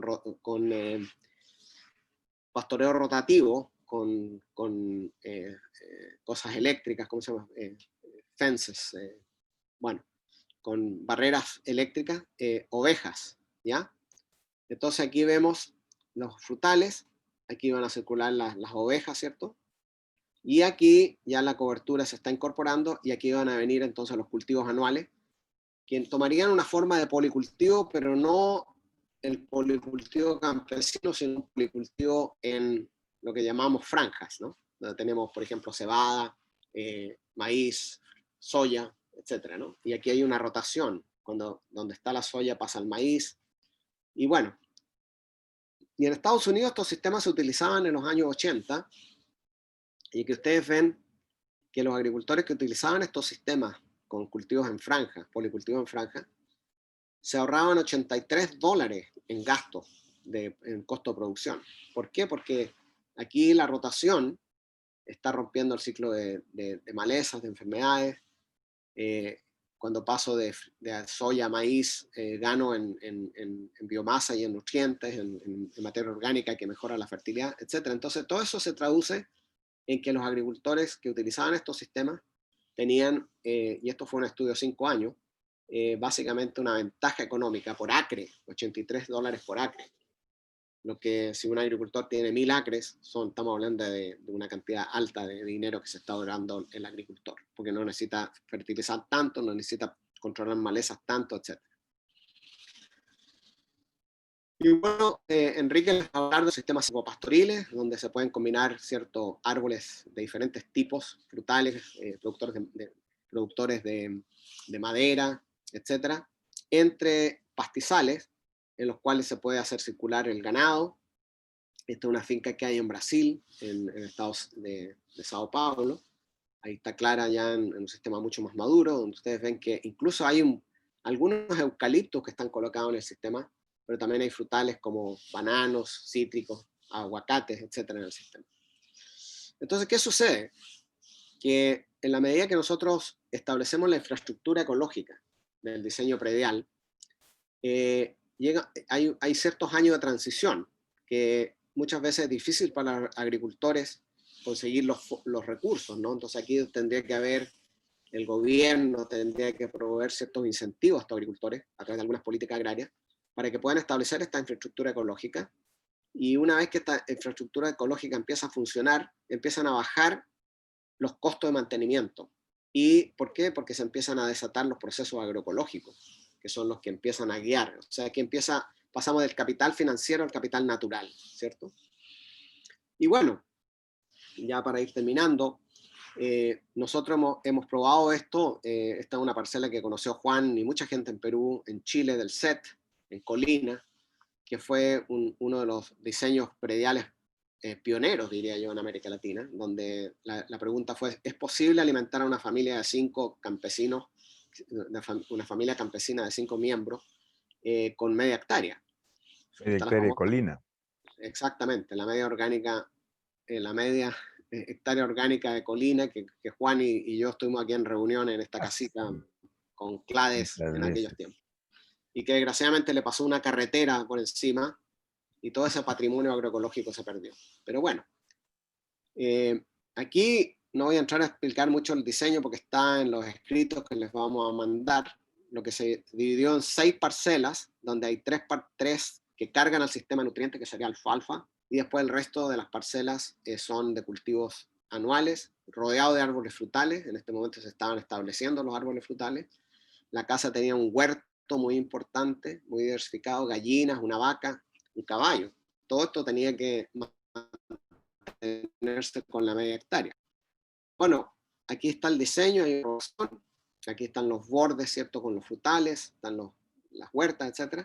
Lo importante es que después de 3 años, Andrés Jurjevic, que era el presidente, el director de SED y también director de Clades por muchos años, hizo un estudio y demostró que después de 3 años el sistema era muy productivo, producía 3.16 toneladas en la media hectárea, el huerto frutal, el huerto vegetal estaba produciendo 1.12 toneladas, las frutales ya estaban llegando a 1 tonelada después de 3 años, estaban pequeños todavía los árboles, 3.200 litros de leche de la vaquita, 2.500 huevos. Bueno, la familia de 5 no se puede comer todo esto. Después de comerse todo esto, lo único que compraban era aceite, azúcar, sal y creo que tallarines. Vemos que hay un excedente, ¿cierto? Que se vende y que mejora el ingreso de la familia, que también se está ahorrando 200, 300 dólares por mes en comida. Y también los costos de producción que bajaron. Entonces, en Cuba también se hizo un experimento de una hectárea, en donde se hizo un diseño 75% ganado, 25% cultivo, una rotación más o menos parecida. Y aquí se vio que la producción total aumentó, que la proteína también y la energía, las kilocalorías también aumentaron con el tiempo, que el número de personas que se podían alimentar con una hectárea pasó de 4 a 5, pero lo más importante aquí vean la labor humana, bajó. ¿Por qué? Porque cuando los procesos agroecológicos empiezan a funcionar ya no se necesita tanta mano de obra para estar deshierbando, no se necesita tanta mano de obra que hay que echar todos los años compost a la misma tasa, sino que se va echando menos y menos. Entonces empiezan a bajar las necesidades de mano de obra, lo que permite que los agricultores puedan salir a trabajar afuera o darle un valor agregado a sus productos, etc. Y aquí entonces en esta etapa se trabaja con la diversificación de la estructura y gestión del predio mediante el uso de rotaciones, cultivos múltiples, agroforestería. Se establece y se fortalece el control natural de plagas y enfermedades. Se mejora la estructura también física permanente, como galpones, corrales, invernaderos, caminos, cercos vivos, todo eso. Se puede reordenar la ganadería en base a una zonificación y una estructura de apoterenamiento adecuado, que garantiza la mejor utilización del forraje disponible. Un diseño de establecimiento, rotaciones de cultivo en todas las escalas y diseño. Y reincorporar la diversidad genética, o sea, empezar a buscar las variedades que mejor se adaptan, ¿cierto? Entonces, también, no solamente estamos interesados en la soberanía alimentaria, sino también en la soberanía energética. Y hay muchos agricultores aquí, por ejemplo, esto en el norte de Brasil, nordeste, una zona muy seca, donde ustedes tenían maíz con frijol, pero también sembrado con la higuerilla, residuos comunes, porque se utiliza para sacar de la semilla el biodiesel, no para entrar en el negocio de los biocombustibles, sino para satisfacer sus propias necesidades energéticas de su finca. Acá, por ejemplo, en Cuba, vemos cazaba, yuca, con jartrofa, que es otra planta energética. Y aquí vemos a este agricultor que está produciendo un aceite vegetal directamente de semillas de oleaginosa, que se coloca en su tractor o en su camión. Hay que hacer una pequeña modificación del motor. Entonces, esto sería lograr, además, soberanía energética, que se puede lograr también con biogás, con energía eólica, energía solar, etcétera, etcétera. Entonces, la agroecología está fomentando la soberanía alimentaria, la soberanía energética y la soberanía tecnológica, porque ya los sistemas no pasan a depender de tecnología e insumos externos, ¿no? Y todo esto, por supuesto, que conduce a una mayor resiliencia, como explicaba Clara. Bueno, entonces, ya para terminar, ayer estábamos mirando unos indicadores, ¿cierto? De cómo nosotros medir, ¿cierto? Si estamos avanzando en la conversión. Entonces, se podría pensar, esta es otra metodología que está descrita en un librito que mandé, un manual que le mandé a Juan, que se los va a distribuir, sobre transición agroecológica, escrita por gente del CET, Carlos Venega, Agustín Infante, ¿no? Donde ellos miden la biodiversidad, ¿cierto? Si hay escasa diversidad o diversidad, le ponen un valor. El reciclaje, si hay un gran reciclaje de biomasa, le ponen un valor de 10 o 9. Si hay interacciones, bueno, existen interacciones entre los componentes que de alguna manera son beneficiosas para el sistema, se le pone un valor de 1 a 10. Después se está mejorando la biología del suelo, la materia orgánica, se está fortaleciendo el control natural de las plagas, y también aquí ellos ponen un indicador importante, que es considerar las bases culturales de los sistemas tradicionales. ¿Existen o no existen prácticas tradicionales vigentes que están utilizando los agricultores o no? Y también le ponen un valor. Entonces, una vez que usted le colocan un valor a cada una de esos indicadores, aquí vemos se les coloca un valor, y después se puede sacar un promedio total, ¿cierto? Del valor que obtiene la finca, por ejemplo, 5, 7, depende. Si ustedes suman, ¿cierto?, estos 6 y lo dividen por 6, nos va a dar un valor. Y así vemos si la finca está cerca de 10 o lejos de 10, si está en el proceso de la transición o no. Y aquí vendría el gráfico, donde hacen una MEVA, que esto se puede hacer con Excel, donde miran una finca comparada con otra, o pueden hacer la misma finca un año, y a los 3 años hacerlo de nuevo, o al otro año, ver si está mejorando o no está mejorando la evolución del sistema. Bueno, yo quería ahora con eso terminar mi presentación y ver si hay algunas observaciones por parte de los colegas y las colegas. Gracias, Miguel. Como ayer, estamos ahora a la espera de las preguntas de los amigos a través del chat. Está abierta la mesa para poder hacer las preguntas. Mientras vamos explicando o esperando las preguntas adicionales, quisiera hacerte un comentario rápido, como ayer también, como para animar. Bueno, creo que lo que hemos estado aprendiendo ayer, hoy, con Clara y contigo, es algo para nosotros fundamental. O sea, no solamente tenemos que hablar de la transición, sino tener estrategias para que éstas sean reales. Y la transición, en el caso nuestro, lo estamos pensando a dos niveles: la transición agroecológica de parcela y la transición agroecológica en el territorio. La parcela tiene indicadores muy claros, tú lo has mencionado, y habría que trabajar su adaptación a ecosistemas complejos como los andinos, por ejemplo, que de hecho los hay y son distintos a los de otros países. Pero lo que no tenemos, efectivamente, y eso lo dije a Clara en la mañana, son indicadores a nivel de territorio. La transición de un paisaje erosionado a un paisaje biodiverso sostenible en las cuencas probablemente sea nuestro mayor desafío. El Consorcio Ecológico tiene en estos momentos promoviendo 7 pilotos territoriales, que le llamamos, para medir justamente la transición a nivel de parcela y a nivel de territorio. Hemos empezado con una encuesta a agricultores, una muestra de agricultores para ver las características de su forma de producción, es como su línea base, ¿no? Probablemente lo que venga a continuación va a ser la construcción de estos indicadores territorio por territorio, tanto a nivel de la parcela como a nivel del paisaje, digamos, ¿no? Y creo que en ese sentido, le dije a Clara la importancia que tiene contar con el apoyo de SOCLA, de CELIA, para ir avanzando en la construcción de estos indicadores que son tan fundamentales. Sobre todo porque cuando tú tienes buenos indicadores, tienes números duros que permiten además establecer la relación, como tú lo has hecho, ¿no?, entre los indicadores ambientales y los económicos.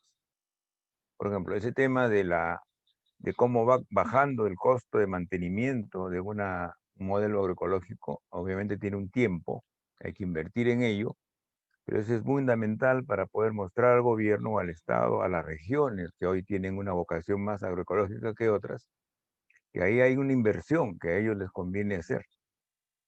Por tanto, hacer de eso una propuesta de política pública o de proyectos y programas, hoy que existe un Plan Nacional de Agricultura Familiar, que es un conjunto de buenas intenciones, pero nada operativo, y donde la agroecología la reducen a una actividad y no a un enfoque como queremos hacer nosotros. Entonces creo que en ese punto probablemente sea el desafío mayor, ¿no?, que vamos a tener como consorcio. Pero hay varias preguntas ahí que están saliendo. Si tú pudieras verla, acá hay una primera pregunta. Lo que quería era mencionar, Juan, Sí, lo que Miguel. quería en relación a tu comentario, antes que estemos las preguntas. Yo creo que la metodología de los indicadores a nivel de parcela se puede aplicar a nivel de territorio. Solamente que los indicadores puede que cambien y los criterios, cómo se va a medir, ¿no? Por ejemplo, por un lado, se podría medir la cantidad de agricultores que existen y su estado en la conversión, ¿ya? ¿Cuántos agricultores hay y su estado en la conversión? ¿Cuántos de esos agricultores están contribuyendo a la soberanía alimentaria del territorio? ¿Cierto? ¿Qué nivel de importación de alimentos hay? ¿Qué nivel de importación de insumos hay? O si se está reduciendo eso con el tiempo. Se puede medir también, como explicaba ayer, con drones, se pueden medir ya indicadores biofísicos como cobertura de suelo, cobertura forestal, niveles de degradación de suelo, todo ese tipo de cosas, y ver si una vez que se hace ese diagnóstico y se empiezan a aplicar los principios agroecológicos a nivel territorial, no solo a nivel de las fincas que existen ahí, sino a nivel territorial, aplicando algunos de los métodos de restauración ecológica que describió Zoraida, ahí ya podemos entonces pues medir nuevamente si hay mejoramiento o no hay mejoramiento en los indicadores económicos, sociales, biofísicos, etc. Bueno, veo que aquí que hay algunas preguntas. Hay varias preguntas, sí. Con si, ¿qué estrategia se debe tomar en cuenta para que un sistema convencional en la Sierra del Perú se convierta en menor tiempo en una parcela agroecológica? Bueno, cuando aplicamos la agroecología tenemos que los tiempos económicos y los tiempos ecológicos son diferentes. Entonces tenemos que darle tiempo a que se establezcan los procesos ecológicos una vez que se aplican los principios. A veces pueden ser 3, pueden ser 5 años. ¿Ya? Eso no lo podemos acelerar. Lo que sí podemos acelerar es ciertas cosas que son claves para comenzar a que el proceso se empiece a dar bien. Por un lado, mirar los dos pilares, ¿no? Uno, suelo. De acuerdo a los recursos que tengan los agricultores, incrementar materia orgánica lo máximo que se pueda, empezar a diversificar, hacer rotaciones, policultivos, mejorar toda la infraestructura que rodea al campo con setos vivos multifuncionales. Ese tipo de cosas se pueden hacer casi en forma inmediata. Y después hay que ir viendo y midiendo el proceso agroecológico en la finca, que puede tomar su tiempo para que se traduzca en menores costos de producción, menor uso de insumos, mayor soberanía alimentaria, etcétera, etcétera. ¿Cuál cree que es el área mínima para trabajar en agroecología? Como ayer decía, no hay área mínima, se puede aplicar la agroecología, los principios de la agroecología en el diseño de huertas de 10 metros cuadrados, de 5 metros cuadrados, como también en fincas de 3.000 hectáreas como las que mostré. Entonces, yo creo que lo más importante aquí es cómo esos principios toman formas tecnológicas de acuerdo a las áreas que se va a trabajar y de acuerdo a los recursos disponibles por los agricultores. En necesidad de avanzar hacia transición agroecológica y en el marco de la moratoria de los transgénicos caso Perú, ¿cuál sería la agenda? Puede darnos algunos planteamientos. No entiendo muy bien la pregunta, pero si hay una moratoria de transgénicos, eso es fantástico en Perú, porque en un centro de origen es muy peligroso introducir transgénicos, y por lo tanto también los transgénicos no son compatibles con muchos de los procesos agroecológicos que hemos estado describiendo, porque los transgénicos tienen una serie de efectos ecológicos sobre los enemigos naturales, sobre la biología del suelo, etcétera, etcétera, ¿no? Y también no queremos transgénicos que sean parte de nuestra dieta, como está pasando, por ejemplo, hoy en día en Argentina, donde ya han sacado un trigo transgénico, que es ya como el pan de cada día, ¿no? Va a ser afectado por esto. Entonces, yo creo que ¿cuál sería la agenda? La agenda sería demostrar, como se lo está planteando el consorcio, de que la agroecología es una estrategia viable a nivel territorial y que no es necesario el uso de los transgénicos. Los transgénicos, la gente que los promueve, básicamente lo plantea como una estrategia que es fundamental para alimentar al mundo. Y resulta que si nosotros demostramos que podemos alimentar al pueblo, a la gente en las zonas rurales, en las gente en las zonas urbanas, con estrategias agroecológicas ligadas a mercados locales, etc., entonces ya el argumento de que los transgénicos se necesitan para alimentar al mundo no es válido. De hecho, no lo es válido hoy día, porque en el mundo existen más de 200 millones de hectáreas de transgénicos, y ninguno de las 200, no hay una hectárea dentro de las 200 millones de hectáreas que está alimentando a uno de los 1.000 millones de personas que tienen hambre. ¿Por qué? Porque la mayoría de los cultivos transgénicos, que son maíz y soya, que serían los únicos que se podrían comer, no se dedican para alimentar gente. La mitad se va para alimentar carros, para los biocombustibles, y la otra mitad para alimentar ganado. Entonces realmente no hay una hectárea de transgénicos que está alimentando a uno de los 1.000 millones de personas hambrientas en el mundo hoy en día.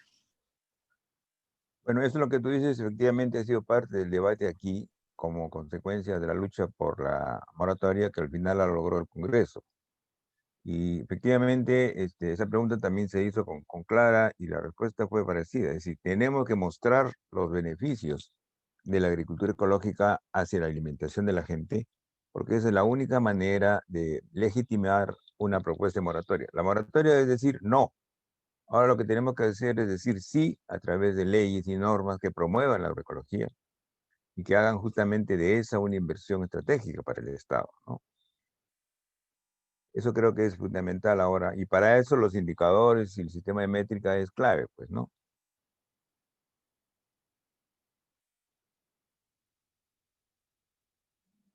Tu micrófono. Hay una pregunta de Lina sobre ampliar un poco más sobre la evaluación de aplicación de los principios agroecológicos. Bueno, los principios, nosotros tenemos una publicación que va a salir muy pronto, que explica toda la metodología. Sin embargo, en el manual que te envié ayer, Juan, que elaboró Agustín Infante con Carlos Venegas, del SET. Ese. Hay ahí también una metodología para medir los indicadores, que es muy importante que la gente la tenga disponible. Es un manual sobre transición agroecológica, muy poco conocido, desgraciadamente. Muy bueno el manual. Son dos agrónomos, son dos profesionales agrícolas de primer nivel, con más de 30 años de experiencia en agroecología. Entonces, lo fundamental es lo siguiente: si estos son los principios agroecológicos, nosotros tenemos que, y que se transforman en práctica, ¿cierto?, que desatan procesos, lo que tenemos que nosotros es medir, primero nada, cuáles son los indicadores que me permiten de alguna manera ver si esas prácticas están desatando los procesos ecológicos como reciclaje de nutrientes, control biológico de plagas, etcétera, en el sistema. Entonces desarrollamos unos indicadores que lo más importante es que sea participativo, que sean indicadores que se ligan a los principios, pero que representen algo que significa que sea relevante para los agricultores, hacerlo participativamente. Y después los criterios de evaluación. Eso es muy importante. ¿Cómo evalúo, por ejemplo, la diversificación, la diversidad de cultivo? Perfecto, ese es un indicador que a los agricultores les interesa. ¿Cuáles son los criterios? ¿Cuándo le voy a poner un 1? ¿Cuánto le voy a poner un 10? ¿Cierto? Y después, ¿qué significa si yo tengo un 3, un 4? Bueno, eso significa que tu nivel de diversidad es bajo. Entonces, ¿qué vamos a hacer? Ahora vienen las sugerencias de cómo se va a incrementar eso. Y eso hay que hacerlo en forma participativa, visitando a otros agricultores, sobre todo, no tanto recomendaciones de técnicos, sino que ellos vean otros agricultores que son los que llamamos los faros, que están más adelantados, que tienen mejores niveles de indicadores, y que ellos de alguna manera establezcan un diálogo y se den cuenta de cómo aplicar los principios de sus propias fincas. Pero prometo que apenas salga el manual, que va a salir en 1 o 2 semanas, se los vamos a enviar al consorcio para que lo distribuya a toda la gente del curso. Okay, hay 2 preguntas más. Sí. ¿Cuál es el futuro de la agroecología teniendo en cuenta la investigación agroecológica en la presente hegemonía capitalista agroindustrial? Bueno, la agroecología ha surgido a pesar del sistema, del sistema hegemónico. De hecho, es interesante mirar la historia, no sé si Juan concuerda conmigo, pero porque hemos tenido mucha historia agroecológica juntas. Al comienzo nos ignoraron. Decían que éramos unos locos, unos hippies, Los naifs. lo que sea, ¿no? Que esto no era algo factible. La agroecología siguió creciendo. La agroecología siguió creciendo. Después ya no nos ignoraron, sino que nos empezaron a decir, y cuando digo nos, fue la FAO, las instituciones de investigación, las universidades. No, es que no se puede alimentar al mundo con la agroecología. Ya nos empezaron a argumentar. No se puede alimentar al mundo con la agroecología no es científica, bla, bla, bla.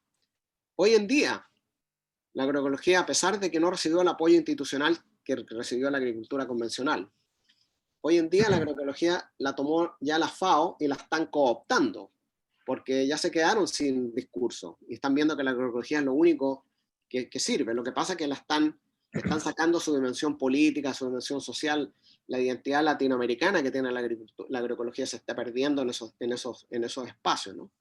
Entonces, como decía Gandhi, ¿no? Si no, la manera como te venden, como te quieren vencer es cooptando tus ideas.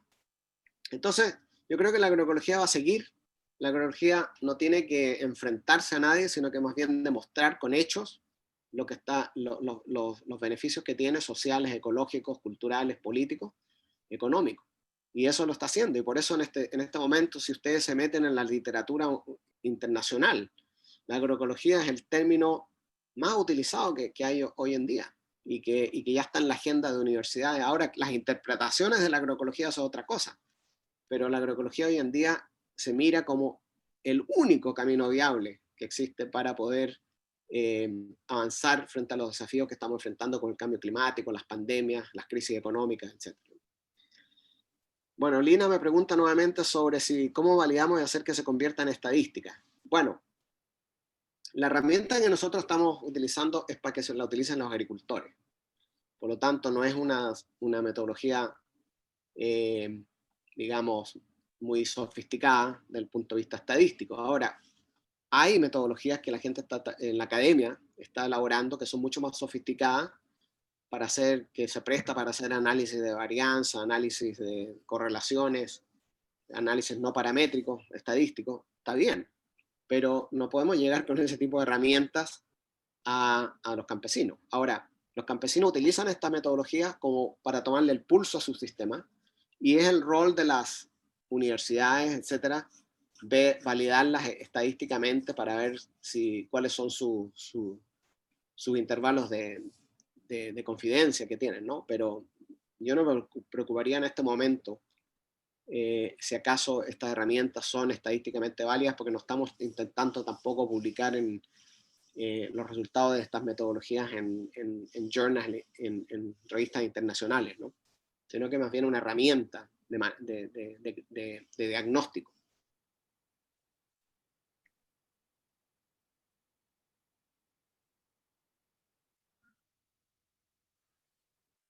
A ver, ¿alguna otra interrogante o pregunta o comentario? Hay una nueva.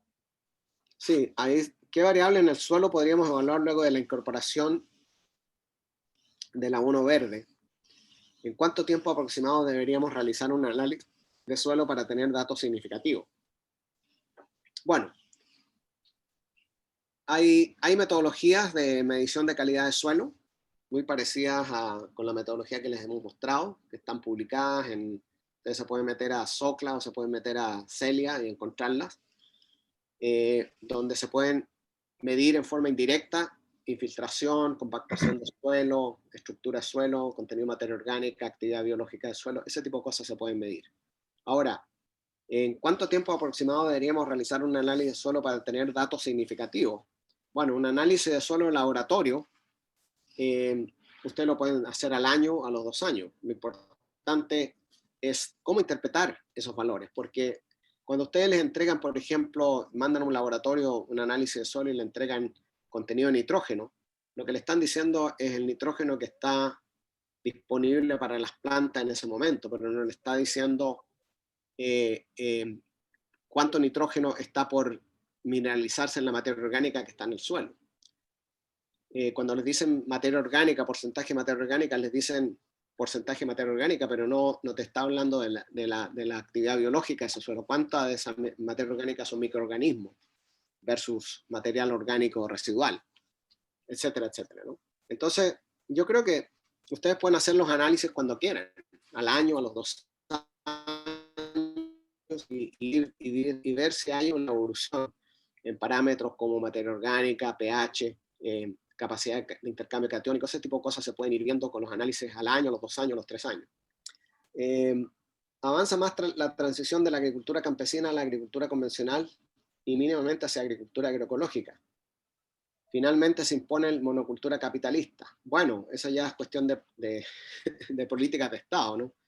Por supuesto que los campesinos están sujetos a todo tipo de programas de extensión agrícola que fomentan los créditos, los fertilizantes, los pesticidas, etcétera, etcétera, y es muy difícil funcionar contra eso, pero los agricultores se están dando cuenta de que esos enfoques no están siendo exitosos en tiempos de crisis como ahora, ¿cierto? Donde ya no existe la disponibilidad de los pesticidas y los fertilizantes porque están rotas porque hay bloqueos, porque, digamos, se han cerrado las carreteras, etcétera, etcétera. O sea, cuando los agricultores se ven que su dependencia de estos insumos se ve afectada, en el caso del COVID, y se dan cuenta de que es muy vulnerable su sistema.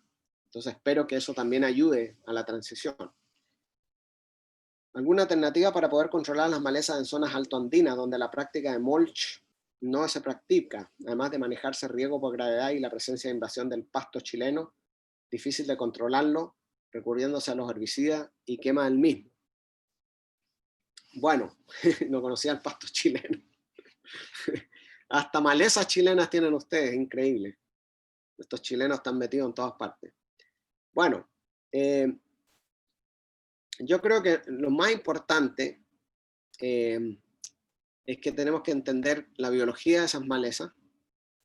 Me imagino que si es un pasto, lo que hay que hacer es tratar de trabajar con rotaciones, con especies que sean muy agresivas. No sé, en la zona andina puede ser el el lupinus, por ejemplo, a alta densidad, en una rotación, y ver y empezar a tratar de bajar, ¿cierto?, la población del pasto. Me imagino que ese pasto tiene un sistema radicular muy complejo, produce unas champas muy importantes, muy fuertes, entonces habría que arar ese suelo con bueyes o lo que sea, y después meterle una buena cobertura de lupinus en alta densidad y ver qué sucede. O sea, no es que uno tome una medida así como un herbicida, ¿no? Sino que hay que tratar de bajar el nivel poblacional de esas malezas lo máximo que se pueda, con rotaciones, con aradura, etcétera, de manera de bajar la población y después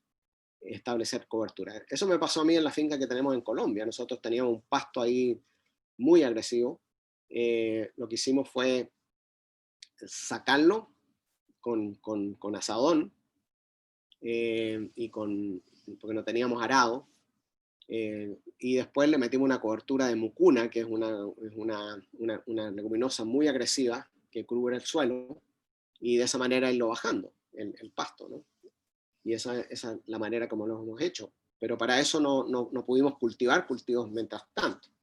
Entonces, quizás el agricultor puede empezar con una porción del campo, seguir manejando y tener su producción de cultivos, pero un tercio del campo hacer este manejo de erradicación del pasto, colocar una leguminosa agresiva y después pasar al otro tercio de a poco, ¿no? De manera que pueda seguir produciendo.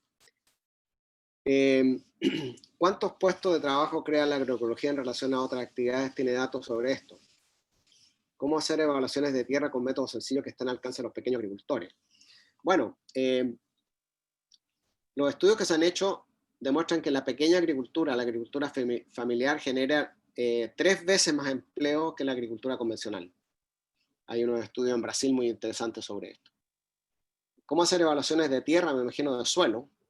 Nosotros tenemos una metodología que está disponible en SOCLA, que está disponible en Celia, que se la podemos hacer llegar, pero es básicamente mirar los indicadores que ya les he mencionado. Actividad biológica de suelo, cobertura de suelo, estructura de suelo, infiltración y otros indicadores que son muy fáciles, que los agricultores lo hemos probado con campesinos y que lo utilizan, incluso lo han mejorado en algunos lugares. Las investigaciones que mencioné antes son interesantes en la implementación de una parcela para la evolución de una técnica propuesta. Si podría ampliarnos de la forma de su implementación y si fuera una investigación campesina, la forma más sencilla de hacerlo, ¿cómo sería? Bueno, aquí hay que trabajar con métodos pedagógicos que sean accesibles a los campesinos. Uno es el método campesino-campesino, donde hay un promotor de la comunidad o de otra comunidad que esté muy avanzado en su propuesta agroecológica y esa persona se encargue de capacitar a los otros agricultores. Es mucho más fácil que se capaciten entre agricultores que venga un técnico externo y venga a decir qué hacer, ¿no? Yo creo que lo más importante es que ellos vean ejemplos, si existen o no existen en la zona algún ejemplo de una finca agroecológica más avanzada, porque como dicen en Cuba, cuando el agricultor ve, hace fe. Entonces, si ven a un agricultor en sus mismas condiciones, que está mucho más avanzado en su propuesta, eso es un estímulo muy grande, ¿no? Y la otra es que comiencen de a poco. Hay un librito que lo escribió Rolando Bunch hace muchos años, que se llama Dos mazorcas de maíz, que explica la metodología, ¿no?, de campesino a campesino. Primero, empezar en pequeño, empezar con simple, con una tecnología o 2 tecnologías, 2 prácticas, y empezar pequeño, o sea, en una porción del campo, y no toda la parcela, y de ahí empezar a experimentar, ¿no? Entonces, hay métodos, yo creo, pedagógicos que se pueden utilizar. Y de hecho, muchas de las ONG históricas de Perú, como el CIED, Centro Ideas. El Centro Ideas, etcétera, IDMA también. tienen mucha experiencia en esto. ¿Cómo se puede medir el nivel de diversidad de las chacras en productores de los Andes peruanos cuando estos tienen chacras en 3 niveles de altitud? ¿Cómo debería considerar la diversidad del productor? Bueno, cada parcela, cada chacra es un núcleo en el cual se mide la diversidad. O sea, no tiene por qué ser tan difícil. Si tienen 3 parcelas, entonces se miden la diversidad de los cultivos, lo que ustedes quieran medir en las 3 parcelas. Como están en diferentes pisos, tampoco es que sean muy comparables, ¿no? Porque me imagino que los cultivos van a ser diferentes, las condiciones de temperatura, humedad son diferentes. Entonces, cada una, si el agricultor maneja 3 chacras, 4 chacras, la familia maneja 3, 4 chacras, en cada uno de ellos se aplican los indicadores. No es que se haga después un promedio, porque son muy diferentes. ¿Qué alternativas, iniciativas, compromisos deberíamos asumir la población en general, autoridades locales y el Estado ante el cambio climático y la pérdida de la agrodiversidad? Bueno, yo creo que una cosa muy importante es que todos nosotros somos consumidores. No podemos colocar el peso del cambio del paradigma agrícola a los agricultores nomás. Nosotros los consumidores tenemos que tener un rol fundamental acá.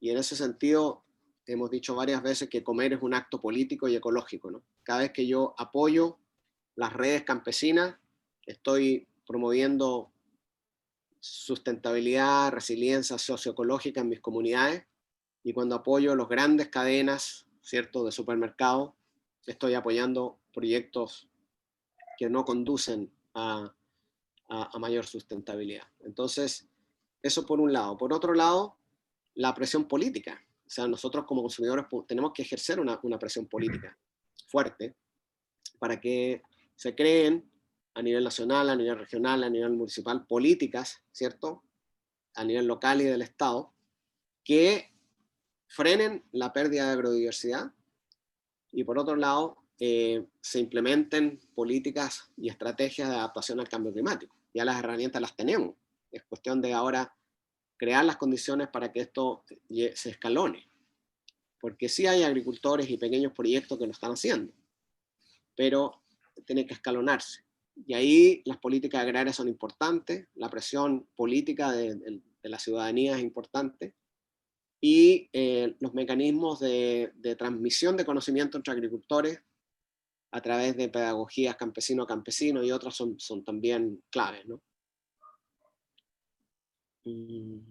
¿Qué opinión tiene del compost que proviene de los baños secos?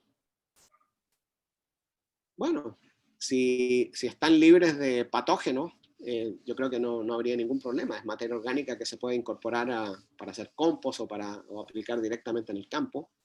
No veo cuál es el problema con ese material. Solamente hay que tener cuidado con que vayan patógenos, que de alguna manera no es que las plantas absorban el patógeno, sino que si entran en contacto, o en un agua de riego, ustedes incorporan un compost que de baño seco y después por alguna que tiene patógenos y de alguna manera eso y entra en contacto con el producto que se van a comer la familia, puede haber contaminación. Entonces tenemos que ser cuidadosos en eso.